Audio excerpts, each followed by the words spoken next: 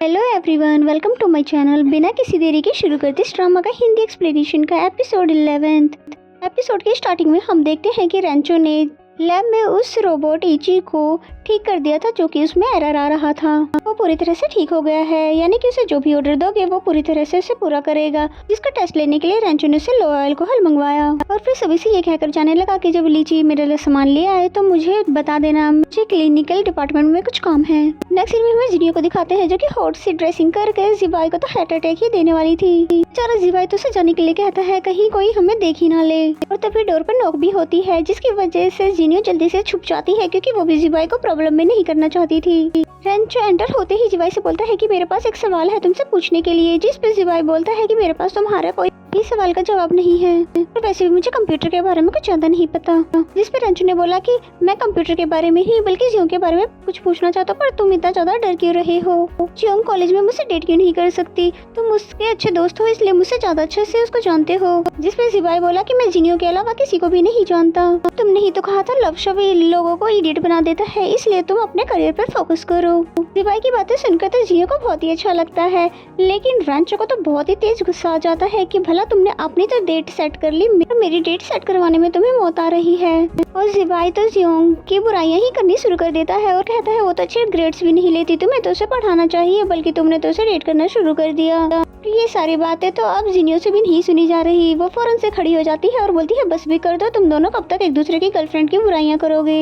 रेंचो तो उसे यहाँ पे देखकर हैरान हो जाता है। तभी जिनियो कहती है कि तुम अपनी लाइफ को एंजॉय करना चाहते हो तो पहले जाकर अपनी फीलिंग्स जियोंग को बता दो। एंड देन नेक्स्ट सीन में हमें जियोंग को दिखाते हैं जो कि क्विज में बहुत ही अच्छे ग्रेड्स लाई थी, जिसकी वजह से उसको तो वो अपने बैग में भी नहीं डालती है और कहती है कि जो मर्जी हो पर रेंचो टीचर एक बहुत ही अच्छा है। उसकी ये बातें सुनकर साहू बोलती है कि क्या इसका मतलब तुम्हें 7 दिनों तक रेंचो घर आकर पढ़ाता रहा? जिस पे साहू ने बोला तुम्हें नहीं लगता ये कुछ अजीब बात है? जिस पे जियोंग ने कहा अच्छे स्टूडेंट की हॉबी होती है वीक स्टूडेंट को पढ़ाने की, और शायद उन्हें नहीं देखा जाता किसी को बुरे ग्रेड्स लेते हुए। और फिर जियोंग कहती है कि चलो अब ये स्टूपिड बातें बंद करो, अब हम चलते हैं सर्जिकल प्रैक्टिस करने के लिए क्योंकि मुझे उसमें भी तो अच्छे ग्रेड्स लेने हैं। फिर हम इन दोनों को लैब में देखते हैं जहाँ पर ये दोनों सर्जिकल प्रैक्टिस कर रहे थे और देखने में तो रियल केस लग रहा था, और साथ ही साथ उन दोनों को आंसू भी आ रहे थे क्योंकि सर्जरी तो एक अनियन की हो रही थी। शाओ बोलती है कि लेबोरेटरी में कितने सारे केसेस होते हैं जिनसे हम अपनी प्रैक्टिस कर सकते हैं, जबकि जियोंग को तो खुद पे भरोसा नहीं था, वो रॉन्ग सर्जरी करके किसी को भी हर्ट नहीं करना चाहती थी। नेक्स्ट सीन में हमें जिबाई को दिखाते हैं जो कि रेंचो को बता रहा था कि जब तक तुम अपनी फीलिंग्स जियोंग से कन्फेस नहीं करोगे तो उसे पता कैसे चलेगा कि तुम उसको प्यार करते हो। और कुछ साइंटिस्ट के बारे में भी बताता है जिन्होंने अपने लव लाइफ को भी अपने काम के साथ मैनेज किया। और फिर जिबाई ने जब उसको इतना ज्यादा मोटिवेट कर ही दिया था तो वो अपनी फीलिंग बताने के लिए आ ही जाता है जियोंग के पास, लेकिन सिहाओ के सामने तो वो कुछ भी नहीं कह पाता और फिर जैसे तैसे कोशिश करता है उसको अपनी फीलिंग बताने की। तभी उसे छींक आ जाती है और फिर वो ये कहकर यहाँ से भाग जाती है कि मैं तुमसे बाद में बात करूंगी। और रेंचो को जिनियो ने एक वीडियो सेंड की जहाँ पर जिबाई उसके लिए एक रोमांटिक सी पोयम पढ़ रहा था और साथ ही उसमें ये बताती है कि देखो कजिन, डेटिंग करना एक बहुत ही अच्छी फीलिंग होती है पर तुम इस फीलिंग को कैसे समझोगे? रेंचो को तो उसकी बातें सुनकर बहुत ज्यादा गुस्सा आ जाता है। एक तो जियोंग उसकी फीलिंग समझ नहीं पा रही और ऊपर से उसकी अजीब अजीब बातें, इसलिए उसको ब्लॉक ही कर देता है। एंड देन नेक्स्ट सीन हमें क्लासरूम का दिखाया जाता है जहाँ पर सर्जिकल क्विज के लिए पहले तो कॉन्फिडेंट होती है जियोंग, बट बाद में उसका कॉन्फिडेंट लूज हो गया क्योंकि उसने अपने क्लास स्टूडेंट की कुछ बातें सुन ली थी जिन्होंने ये कहा कि हमारे डिपार्टमेंट का एक स्टूडेंट जिसने अपना क्लासरूम चेंज करवा लिया क्योंकि वो अच्छे ग्रेड नहीं ले पाता था। और जियोंग को भी लगा कि मैं हमेशा ऐसे डरती रहूंगी तो अच्छे ग्रेड्स नहीं ले पाऊंगी और शायद मुझे भी क्लासरूम चेंज करवा लेना चाहिए। दूसरी तरफ रेंचो ने अपनी फीलिंग बताने के लिए पूरा मैथमेटिकल फॉर्मूला बना लिया था जो उसे तो काफी रोमांटिक लगता है। अब देखा जाएगा कि ये फॉर्मूला उसका काम करता भी है कि नहीं। फिर जियोंग जैसे ही क्लासरूम से बाहर आती है तो जियोंग को रेंचो ने अपना टैब पकड़ा दिया, कहकर कि यही वो बात है जो मैं तुम्हें बताना चाहता था। जिसमें जियोंग बोलती है कि तुम मुझे ये ड्राइंग दिखाना चाहते हो, भला इसमें क्या खास बात है? एक्चुअली में उसने किसी मैथमेटिशियन का ही फॉर्मूला अपनाया था जिसने अपनी गर्लफ्रेंड को इसी तरह मनाया था, लेकिन उसकी ये वाली ट्रिक जियोंग पर नहीं चलती। उसका मूड तो पहले से ही ऑफ था और कहती है मुझे ये ड्राइंग देखने में कोई इंटरेस्ट नहीं है, मुझे भूख लगी, और वो यहाँ से चली गई। तो फिर रेंचो को जिवाई का मैसेज आता है कि फौरन से मुझे आकर लेबोरेटरी में मिलो, मुझे कुछ एकेडमी तुमसे डिस्कस करना है।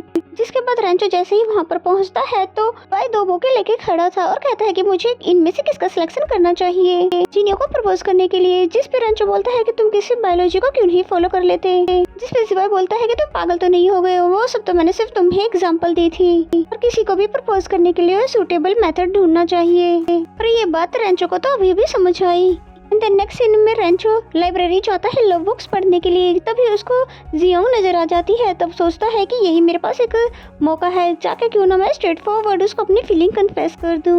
जियोंग भी उसको अपने सामने ऐसे देखकर अचानक से डर जाती है और जिसकी वजह से उसकी बुक भी नीचे गिर जाती है। इसमें रेंचो ने डिपार्टमेंट चेंज करने की एप्लीकेशन देख ली। जियोंग ने काफी कोशिश की इस बात को कवर करने की, लेकिन आखिर में वो मान ही जाती कि मैं अपना डिपार्टमेंट चेंज करना चाहती हूँ और तुम जैसा टॉप स्टूडेंट तो कभी भी मेरी मुश्किलों को नहीं समझ सकता। रेंचो उसको बताने की कोशिश भी करता है कि मैं इतना भी ज्यादा परफेक्ट नहीं हूँ और एक लड़का जब वो अपनी फीलिंग भी नहीं बता सकता तो भला वो क्या ही कर सकता है। बेचारा ये फीलिंग कह भी नहीं पाता तो वो बात पलट देता है और कहता है कि मुझे डेजर्ट बनाना नहीं आता, तो क्या तुम मुझे बनाना सिखा दोगी। नेक्स्ट सीन में हम रेंचो को डेजर्ट बनाते हुए देखते हैं, बिल्कुल उसी तरह से जैसा कि जियोंग ने बताया था।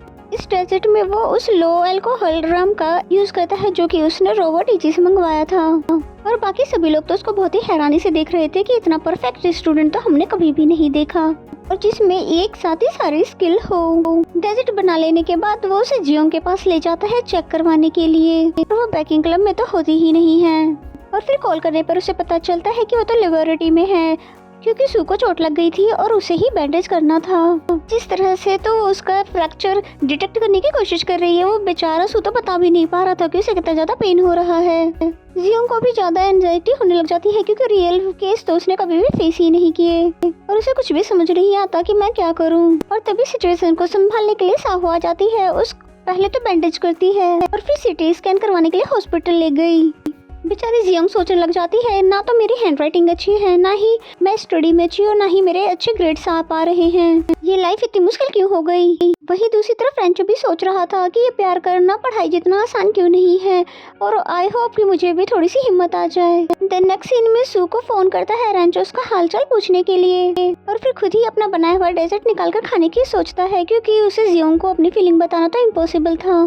तभी वहाँ जियोंग भी आकर बैठ जाती है रिलैक्स करने के लिए। ये देखकर तो उसको बहुत ही अच्छा लगता है और फिर जियोंग भी उसको टेस्ट करने लग जाती है और फिर बताती है कि इसमें अल्कोहल की इतनी ज्यादा स्ट्रॉन्ग टेस्ट क्यों आ रही है। जिस पे रेंचो बोलता है कि लो अल्कोहल रम का मैंने यूज किया था, पर तुम सही कह रही हो, इसमें तो बहुत ही ज्यादा हाई अल्कोहल का टेस्ट आ रहा है। फिर हमें लेबोरेटरी का दिखाया जाता है जहाँ पर हमें पता चलता है कि रेंचो ने गलती से लो रम की जगह हाई रम का इस्तेमाल कर लिया था क्योंकि उसकी कोवर्कर ने उसे गलत बोतल पकड़ा दी थी। इसका मतलब ये हुआ कि जियोंग एक बार फिर से ड्रंक होने वाली है। रेंचो को एक और मौका मिल गया उसको अपनी फीलिंग बताने की क्योंकि उसने तो पहले से ही एक लंबी चौड़ी स्पीच तैयार कर रखी थी जिसमें वो बताना चाहता था कि मैं तुम्हें लाइक करता हूँ, क्या तुम मेरी गर्लफ्रेंड बनना चाहती हो।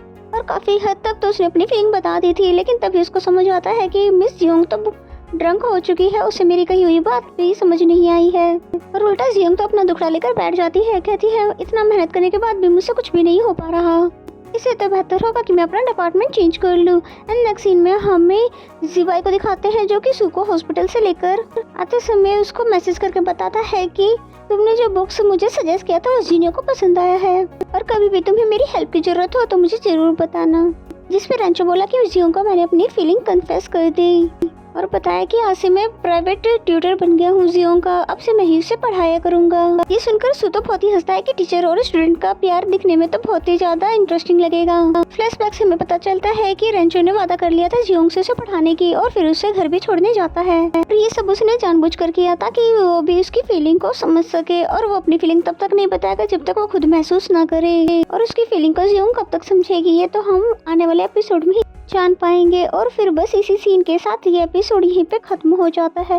तो मिलते हैं नेक्स्ट एपिसोड में, तब तक के लिए bye bye and take care.